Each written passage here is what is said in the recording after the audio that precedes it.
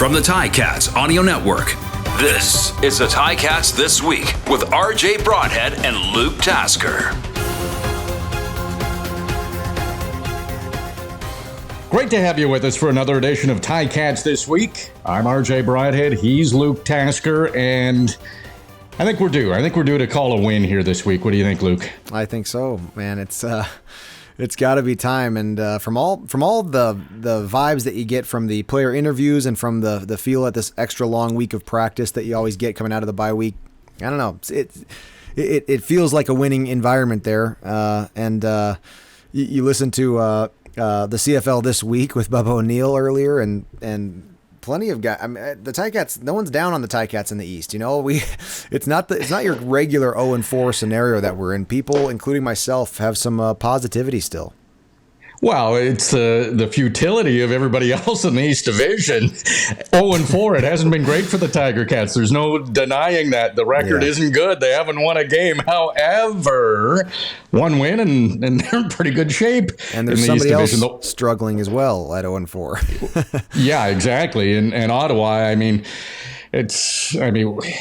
Jeremiah Masoli, and you look at the statistics that Ottawa has put up, and it's been predominantly because of the great play of Jeremiah Masoli. So we'll see. They're 0-4 now. Caleb Evans is listed as the starting quarterback coming in. That's not a kind situation for him coming into Tim Hortons Field against a very tough Hamilton defense who really dominated Caleb Evans in a game last year. So Tiger Cats have to be feeling pretty good about this. But you're right. Both these teams, This is desperate football. One of them are going to be in pretty good shape by Saturday night. Yeah, and isn't that crazy there? And the other one is going to be, what's the word for where you are at 0-5? I mean, RJ, when we were 0-3, sitting in the booth up there, and you were saying, honestly, you know, you had a very hopeful and positive energy and attitude about the season, and after 0-4. It kind of, for a moment there, it was a little bit like, boy, what are these Ticats going to do to turn this around? But as the dust settled from that loss, it was kind of like we're talking now. It's actually not that far off still. But at 0-5, whichever team's going to end up there in a few hours later into this week, I don't know. That looks and feels a lot different. And that 1-4 team is going to be neck and neck to have a run for first in the East. Both Hamilton and Ottawa playing an East Division team for the first time this season. So all 8 of the losses have come against the West Division. And you're right, I have been really positive. 0-3, I wasn't worried. 0-4, I thought that was a game that Tiger Cats probably should have won on paper. Trey Ford, he came in, rookie quarterback, only had a couple of completions in his CFL career. I really thought the Hamilton defense would shut him down, and really they did. When you look at the turnovers, that really cost Hamilton. Of the 20 points Edmonton scored in the second half, 17 of those came off of turnovers. Yeah. So that's been a real problem for the Tiger Cats as well. It's been talked about. They know about it. I mean, you can talk about it. You still have to do it. And I've kind of anticipated that these turnovers are going to stop, and they just keep continuing. What do you think coming into this game against Ottawa? Are we finally going to see an end to losing the turnover battle? There's 2 that are stuck in my head, and that is the off of Sean Thomas Erlington's hands for the interception, and then also in the fourth quarter of this last Ticat game, Dane Evans on his feet out of the pocket, and really the ball in what was not a terrible position to have. I mean, it's not like those pictures you see and guys got it, in one palm out in the open, like classic Andy Fantu's out with one mitt while he's stiff-arming somebody else behind him. Dane had the ball kind of tucked, I don't want to say high and tight, but pretty close to that, pretty close to his body. And when a defender puts the top of the helmet right in the perfect spot, it is incredibly difficult to maintain the control. And those 2 turnovers in that game stand out to me as, you can kind of make a lot of excuses like I just did for them. And it's because it is difficult to hold on to the football when somebody's trying to tackle you and trying to take it away. but you've got to find a way. You got to find a way to hold on, even in those circumstances. Even when the defense is making a great play, you've got to find a way to do it. And so that's kind of one of the things that's frustrating to me, RJ, is that going 0-3 into that fourth game, I really kind of felt the tides of change. It kind of seemed like everything was set up for them to get their first win and to kind of cure that problem that they had with the turnovers, and really neither of those things ended up happening. And so, I kind of want to be careful of doing the same thing, saying, well, they definitely won't go 0-5. Well, things can happen to make you go 0-5. In fact, one team will be 0-5 short of a tie, and so you've got to each individual player, and that's kind of the fortunate and unfortunate truth of football, is that each guy has to decide to do everything he can to have a positive impact on the turnover ratio going into the game. And statistics tell a story. 44% of the points the Tiger Cats have allowed this year have come off turnovers. So that's almost half the points they've allowed are directly related to a turnover the Tiger Cats have made. So it definitely has to stop. The other thing that has to change, Luke, are these second halves. Jeff Giordad, who does a great job with our statistics, he was, we had thrown out, how many have been in the second half, and he totaled it up. So 15 turnovers this season for the Tiger Cats. 13 have come in the second half. So think about that. First game against Saskatchewan, remember the first two possessions? The Tiger Cats turned the ball over. So those are the only two turnovers they've had in the first half. The other 13, including 9 in the fourth quarter, have come in the second half. They've blown leads, double-digit leads, both times at halftime at Tim Hortons Field in those two losses. What can they do to stop these collapses in the second half? Well, you hear me say it every week. What gets me so excited when Dane Evans has options quickly and the ball is out of his hands. It's been talked about almost as much as turnovers has been talked about the adversity on the offensive line that the Ticats have suffered from this year. And when you're dealing with that, a quarterback loves to have some quick, short answers. I just think Dane himself kind of referenced maybe that mentality for the offense as they come out of the bye week in some of his early interviews, that maybe we're going to see some sort of simplified concepts in the passing game. And I'm all for that. I am all for that, man. I had a handful of really great coaches throughout my career, and one of them was June Jones, and simple, at least on paper, was the name of the game. I mean, the entire offense was installed on day 5 of training camp. And then as the season went along, you just barely tweaked things here and there, maybe added a play sometimes for a specific defense that you're going to see, but not really. You really more so just got more and more intimate with the decisions that you had to make on the simple concepts that were in. And once the ball snapped, different things could happen that would make your route adjust or change, that would change the quarterback's read, of course. But on paper, it was very clear and simple what we were doing. And that's a really freeing way to play the game as a wide receiver and a quarterback, when sort of the on paper, the scientific, the theoretical part of the game is boiled down a little bit, and then the on field, you're able to think a little quicker. There's an old saying, it meant jokingly, don't think, you'll hurt the team. So more like you should react. But that, to me, how you explained it, Luke, is when everything's simplified like that, you really don't have to think as much, because you kind of know, and you've run all the same plays, and when you take that maybe questioning yourself, am I running the right route? Is this the play that's called? That has to be easier for a player. Yeah, it's a recipe for disaster. If the snap count has started and you're still thinking through, and it happens. It just happens sometimes. It's Tommy Condell calls it the fog of war. Sometimes you could hear a play 15 times during the week of prep, and you know it, and you understand your responsibilities and more. Football and the way an offense is at the professional level, it's not just your responsibility. It's anticipating the decisions you'll have to make once the play starts. that's really kind of what it takes to intellectually be ready for that play. It's not just saying, okay, I'm running a corner route, running a corner route, running a corner route. It's, okay, I'm running a corner route, and if the corner's high, I'm going to flatten it off. If the corner's underneath, I'm going to keep my angle high. And if the corner's high and outside, I'm going to bite my route off short. It's being ready for the decisions you're about to have to make over the next 10 seconds.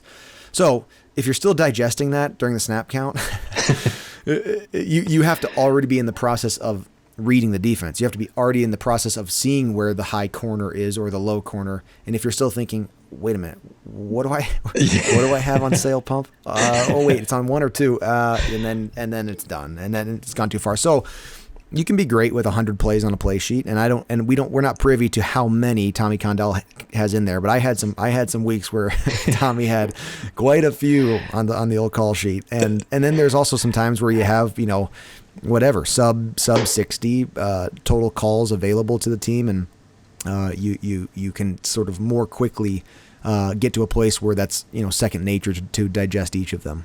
Yeah, interesting stuff. That would be a terrible feeling. It's like going into an exam and you haven't studied. So a couple of guesses. I was thinking back to last year, and it was a slower start, 0-2. Tiger Cats never lost more than 2 in a row last season in that shortened 14-game season. But what kind of turned the team around was the defense started chipping in with some points and some touchdowns. You don't want to rely on your defense for that, but how much would that help if the defense can put some points on the board against Ottawa on Saturday? Yep, and like we've discussed, I'm always, when I'm thinking turnover ratio, I'm thinking you better not. But a defensive guy thinks you better. Yes. You go make it happen, and so that's part of it too. And if we saw a great amount of interceptions and knockdowns from the defensive secondary last season, and we'd love to see that start to increase on that side of the ball too, as well as the fumbles and the sacks and the times, especially in Winnipeg. I can think back to where the Ticat rush started to really put some pressure on Collaros and get some penetration through the offensive protection, and that is just as damaging to the opposing team's efforts as well. And so it's two-sided. Everybody's got to go out there, and it's all. You always pose the question to yourself and to your teammates who are in your group or your side of the locker room, or just or who you're closest with, and you say, why not today? Like, why can't I just what in the world is stopping me from having the best game of my life in 20 minutes from now? And when you're in that type of mindset, sometimes it happens. Sometimes you actually do have the best game of your life. Yeah, the mental game is a powerful thing. We talked about defense. We have to talk no Simone Lawrence. He is not going to play. He's been put on the 6-game injured list. What impact does that have on the Tiger Cats defense? It's impactful. It really is. He is a leader and has been for almost a decade, and it's almost like you can't believe it. Like, I don't know how many games Simone's missed in his career. I can literally remember 1, and maybe it's been 2 prior to this, but it's not been many.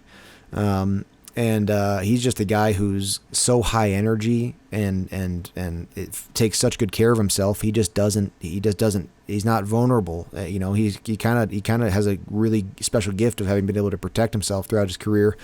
So it's hard to imagine a Ticat defense without 21 out there, but those guys are tight, man. And that linebacking core, who has experienced so little adversity in the injury department over the last 2 seasons. I mean, they were very, very healthy and performed at a high level.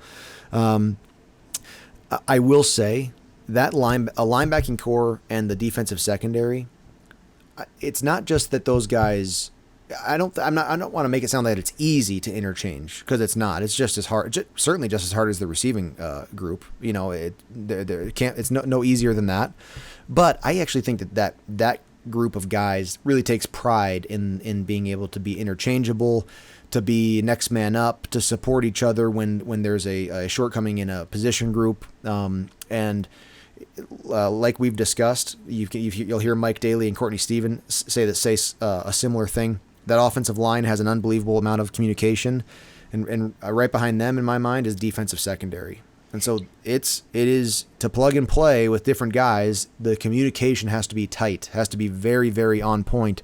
But like I said, I think it's a mentality of kind of priding themselves on overcoming challenges like this. And it'll be interesting to see the will position this week. And like we've talked about all season, RJ, that position has a unique set of trials this year and going into the future of Canadian football because of the new widened boundary. And so, I don't know. I mean, it's going to be spotlighted. We'll be talking about it in the broadcast. I would think. For sure. Kyle Wilson going to go in there. He looked great in training camp, couple of preseason games. Other players on the defense have called him a hitter.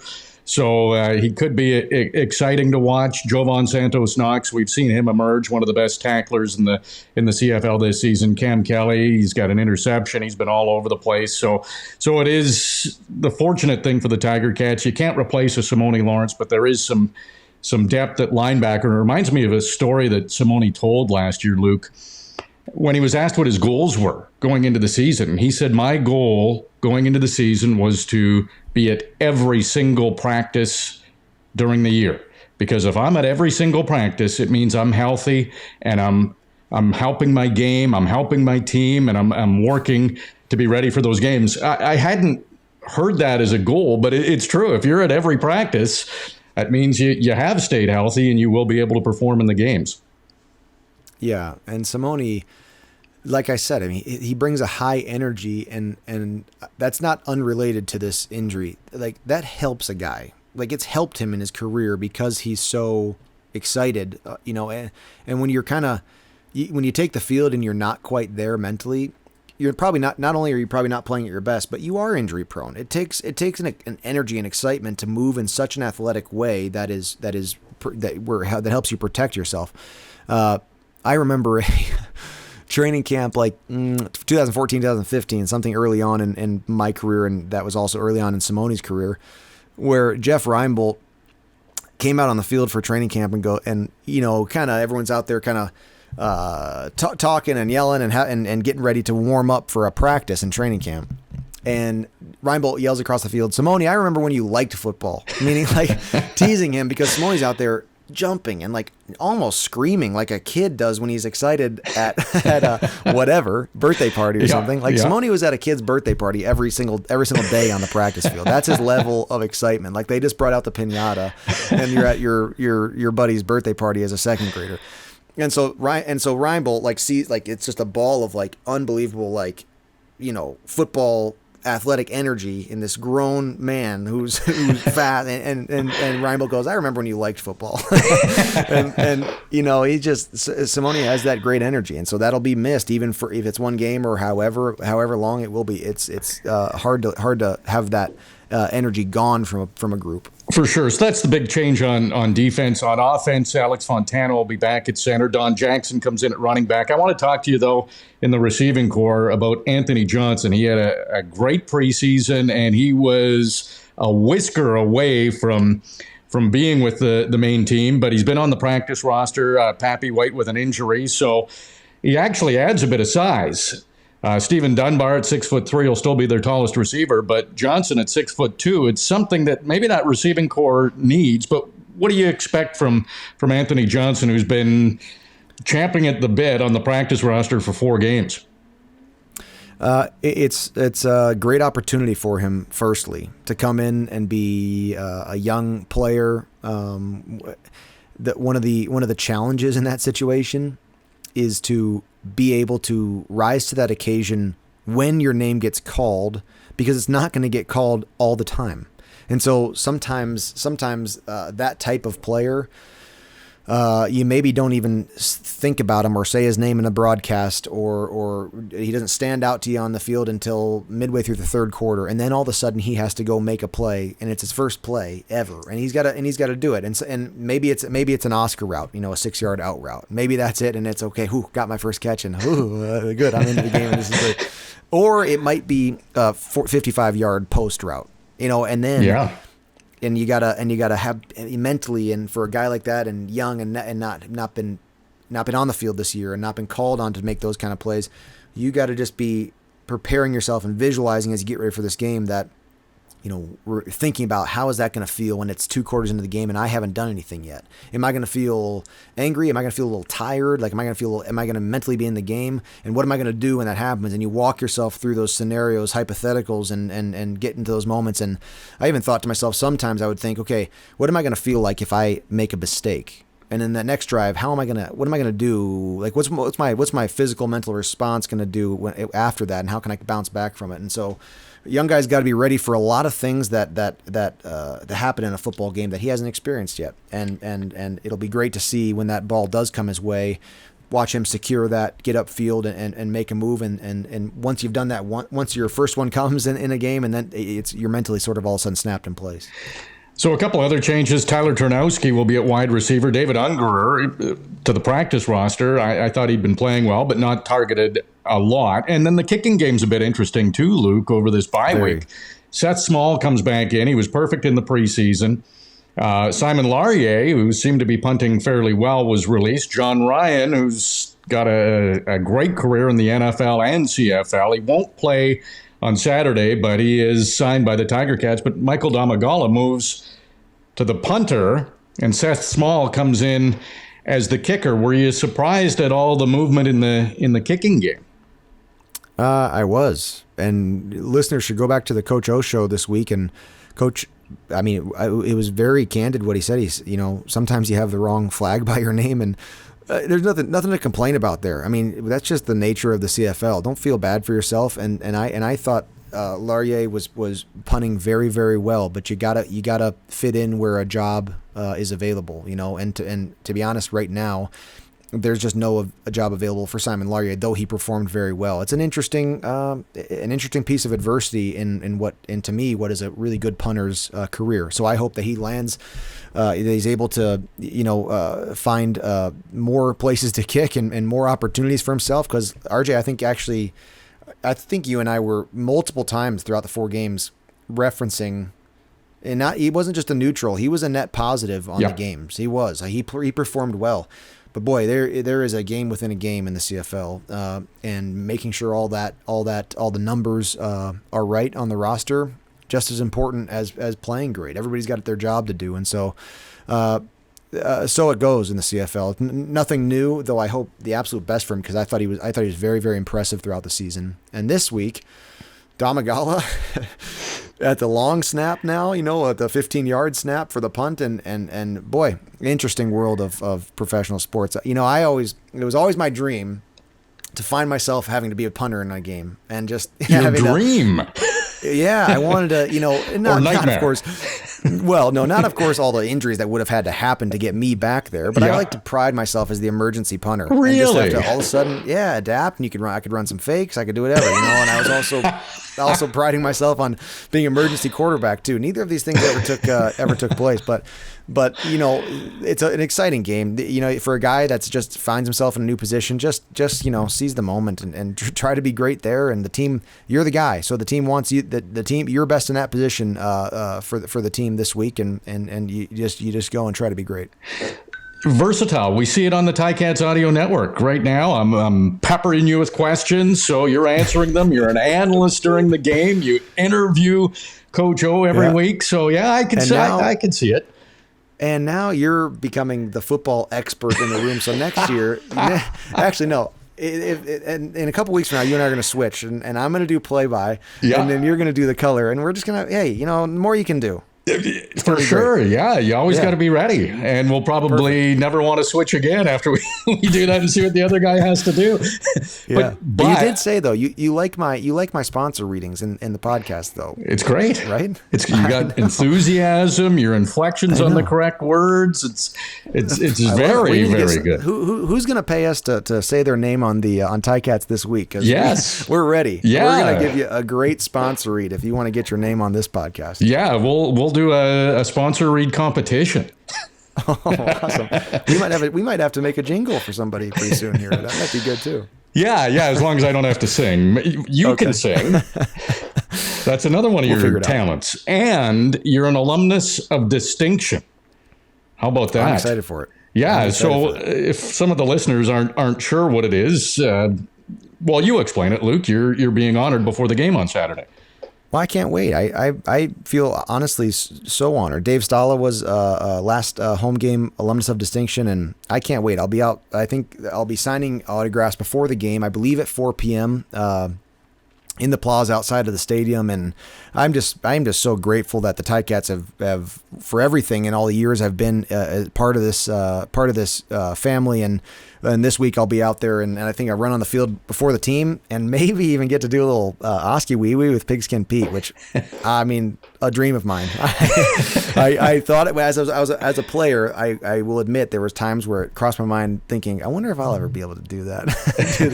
do the Oski Wee Wee out there. It's pretty cool. So I can't wait. Well, for all the fans, I'm telling you, go get Luke's autograph. He's a great analyst, he's a great player, and he's an even better person. So you'll love chatting with Luke, and that autograph will be fun to get. And there's also fun for the whole family before kickoff. You get there early before the game starts, and now there'll be activities, giveaways, and a lot more ahead of kickoff. That's at the South Plaza Saturdays at Tim Hortons Field. So get there nice and early and get set for the game. It is a big game. Let's talk about how you can't beat the Argos Tiger Cats rivalry, but there is a rivalry developing between the Redblacks and the Tiger Cats. Sean Burke goes over as the general manager and gets some pretty good Tiger Cats. Jeremiah Masoli, we wish him all the best in his recovery. I know a lot of us were looking forward to seeing him play. But Jalen Ackland's there, Darius Sirocco, Jackson Bennett, Lorenzo Malden. I know you're a fan of his. He leads the Redblacks in sacks, so he's having a pretty good season. I know you were a Tiger Cat your whole CFL career, but what do you think these guys are feeling like coming back to Tim Hortons Field? I would imagine, especially for, and unfortunately Jeremiah is not going to be suited up, but that would be an interesting feeling. And pretty soon here we're going to have Brandon Banks coming back to yes, Tim Hortons Field, right? It's such as the world of professional sports. It is interesting the roster similarities this year in Ottawa to last year in Hamilton, but it makes the league exciting. You got. I remember there was a year I had been playing for 4 or 5 seasons, and all of a sudden I felt like I probably have a former teammate on almost every team now, and that's just how much bouncing around and things happen, and it makes it really kind of unique to the CFL and part of the fun with our league. But we'll see. Those guys are coming in with and thinking nothing about their former time in Hamilton. I would imagine, and like you said, I don't have the experience personally, just because I was in Hamilton only. But it is. I think when you have those thoughts quickly, and then pretty soon you're nothing but the game. So I always like to give you the last thought on Ticats this week. 2 0-4 teams, really. I know you don't like to say must wins, but one of these teams is going to get that victory. What are your thoughts going into Saturday's game? And the reason I don't like to say must wins is because at some point in the season you do get to a must win, or unfortunately maybe there's been years, of course, where we haven't, and you lock it in before it was ever at risk of being out of reach. But wouldn't that be nice? Yes, and that's happened many. 2019, we were locked into the playoffs like at week 9 or something. It was crazy, and so that'll come. And one of these teams very well may have a must win in their future. In their maybe the middle part of the season, even you might start seeing some of that for the East. And so, but certainly they're building in importance, and for both of these teams, it makes an enormous difference whether you're 1-4 or 0-5. Dane Evans, I saw a few players at an event earlier this week at the field. Tunde Adeleke I was talking to, and they're getting that talk too as to what's it like compared to 2017, or are there similarities to that? And I kind of told these guys, like, it doesn't really feel like that to me. It doesn't. It didn't feel like we were very close at that time, and it feels like you're very close now as a Hamilton Tiger Cat. And so, truly can't speak to what it feels like in Ottawa. I wonder what the energy is there, and it's very, very hard. In fact, I have a direct memory of losing Jeremiah Masoli as my starting quarterback. I know exactly what that's like to have Jeremiah Masoli taken away from you in the middle of a season. And when that happened to us in 2019, obviously the Ticats continued to have a very impressive year. Both of these teams, maybe they have more hope than you might expect because they're still so within reach of playoffs, at least, and also still an Eastern title. But it's time to go. So we'll see if the Ticats can make it happen. RJ, we said the same thing in week 4, and we were hopeful to see a turnaround there, but just excited for a great day on Saturday. So, Luke, somebody's has got to go. Very good. Very good. Well, forgot about that one. Yeah. I could probably lead the show with it on Saturday. It'll work again. And good. Hopefully it leans toward the Tiger Cats. Hey, always great chatting with you, Luke. I think we're all set for this one. And, well, kickoff only a few hours away. We'll see you then. All right, RJ. Looking forward to it. So, Ticats this week. We got you all set up for the Redblacks and the Tiger Cats. Both teams looking for that first win of the season. Kickoff is at 5 o'clock. Luke and I will have the call. Great to have you joining us on Ticats this week, and hope you can join us for the broadcast on the Ticats Audio Network. It's been another busy week for your Hamilton Tiger Cats. Luke Tasker and RJ Broadhead have covered it all, and now we would like to hear from you. Email us anytime at gameday@ticats.ca. Subscribe to the Ticats Audio Network on Spotify or wherever you get your podcasts.